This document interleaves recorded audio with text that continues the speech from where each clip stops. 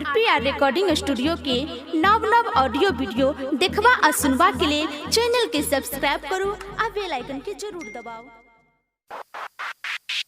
Presented by RPR recording studio Sardi Sundarpur.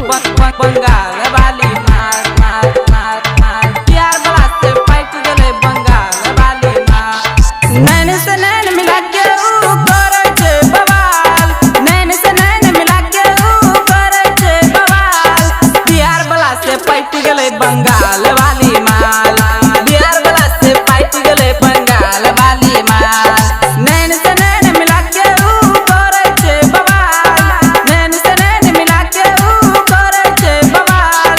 Bihar वाला से fight गले बंगाल वाली मार, अरे बिहार वाला से फाइट गले बंगाल वाली मार। डीजे उमेश बंगाल वाली मार, बिहार वाला से फाइट गले बंगाल वाली मार, अरे बिहार वाला से फाइट गले बंगाल वाली मार। घूमै ले जाय रहे चौरी बाजार रे, विकास राजा के भेलै ओकरे से प्यार रे, ओकरे से प्यार रे। घूमै ले जाय रहे चौरी बाजार रे, विकास राजा के भेलै ओकरे से प्यार रे। सज धज के जाय रहे लागे बेजोर रे, मायर के खंती केलकै हमरा बेहोश रे, मायर के खंती केलकै हमरा बेहोश रे।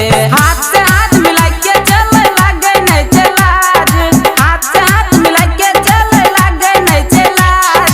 बिहार वाला से फाइट गले बंगाल वाली मार, हाँ बिहार वाला से फाइट गले बंगाल वाली मार। डीजे उमेश बंगाल वाली मार, बिहार वाला से फाइट गले बंगाल वाली मार, अरे बिहार वाला से फाइट गले बंगाल वाली मार।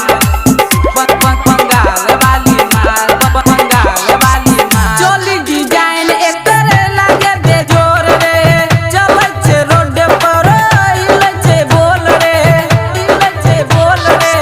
चोली डिजाइन एकर लागे बेजोर रे, चलै छे रोड पर हिलै छे बोल रे।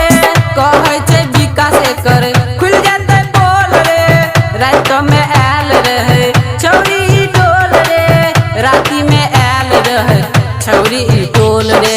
अंगद बनी किसवा के बिगाड़ देलकै हाल, सुमितवा सुनीलवा के बिगाड़ देलकै हाल। बिहार वाला से फाइट गले बंगाल वाली मार, बिहार वाला से फाइट गले बंगाल वाली मार। नैन से नैन मिला के ऊ करे छे बवाल, नैन से नैन मिला के ऊ करे छे बवाल। बिहार वाला से फाइट गले बंगाल वाली मार, अरे बिहार वाला से फाइट गले बंगाल वाली मार, बंगाल वाली मार। Mix by RPR recording studio Sardi Sundarpur.